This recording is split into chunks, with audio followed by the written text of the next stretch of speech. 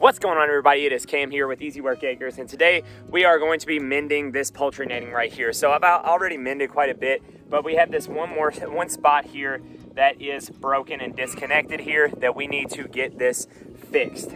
Basically, the fence can have connectivity issues if you have broken strands in your fence and things like that. So we want to make sure this is mended up, and also so that there's not any holes where something can, reach through without getting shocked and grab a chicken or anything like that. But basically, I wanted to do a video specifically because we are using some stuff that you don't typically use to mend fences, or at least not that I'm aware of. So Premier One Fencing, they have like repair kits and stuff. As well as they have these little brass ferrules that are awesome to use.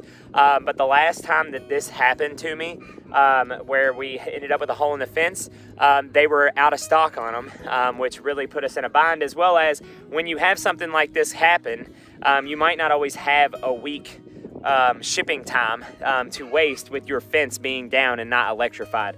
So we are using washers, and we're going to be using these instead of the brass ferrules. And I'll be showing you how to do that using the washers and obviously some poly wire here. So let's get into it. So first off, I want to show what brake we're working with here. So this was broke, and I think when the fence was turned off, I think the dogs, I don't know if it was our dogs or the neighbor's dogs, or some dogs definitely chewed this and cut this basically. But pretty much it needs to be reconnected. Now I'm not going to be connecting here. I'm going to be connecting this piece to this piece here. So the next line over is where I'll be connecting these two together, and I'll be using this poly wire, just some regular poly wire that you can get at Tractor Supply. That way you can connect these two together in one solid strand here. Now you could take poly wire and just like tie it on and then tie it on in two different places, but there's a potential that knot comes loose, or it gets pulled loose, or when you're moving your fences like us. So we move this fence regularly. There's no doubt that at some point the knot is going to come loose and come out of there. So this is why we do it this way. So first off, the washer. So this is a flat washer. I wish I could tell you what size this one was.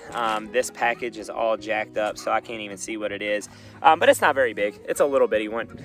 So basically all I'm doing here is I take my pliers on one half the washer and then another pair of pliers, and I kind of bend it over so that I get a bend started on it.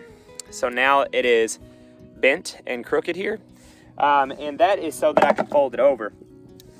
So got my washer ready, and then I'm going to basically give myself plenty of room to go from this part, which is well past the break, over to the next one over, and that's where I need to cut my wire.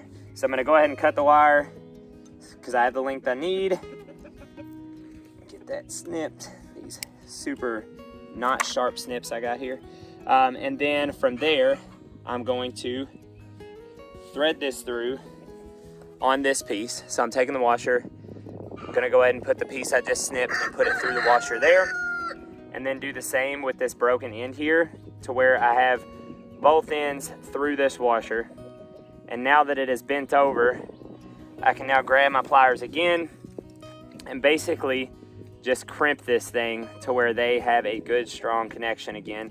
And since this washer conducts electricity, it should help with the conduction altogether, and I don't have to really worry about me losing connection. And then if I want to, which what I'm going to be doing, I'm going to go ahead and bend another one of these washers for the other half. So obviously this way I was able to loop it through. I was able to stick both strands through the hole of the washer, but that's not going to be the case on the other side here that I'm going to be connecting to. So all I do on this is, again, I'm bending the washer over. I like to bend it with two because it's easier to get it to fold in half afterward. But then I take it over to the other piece that I need on there, and all I'm going to do now is fold this over on the two. So try and get a closer look here. I got both those strands here in that washer and just folding it over. And that should pinch these two together. You just want to make sure that they're both in there good. And then you pinch that sucker down real good. And now you can see here that both those strands are inside that washer and pinched and folded in there real good. And I'll put another one right here just for safe measure. So I'll put 2 on there, probably facing the other way, so it's folded over in 2 different directions. Like this one's folded this way, the other one will be folded that way, the other direction. And then I'll put another one here just so that there's not loose, like this extra right here. Instead of snipping it off, I'll go ahead and pinch it down, and then it has 2 solid connection points here.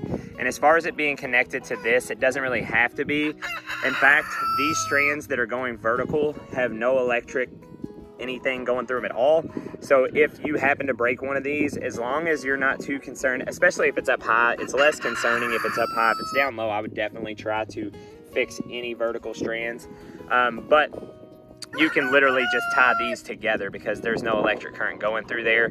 This is basically just to, you know, obviously make a smaller hole for something to be able to reach through.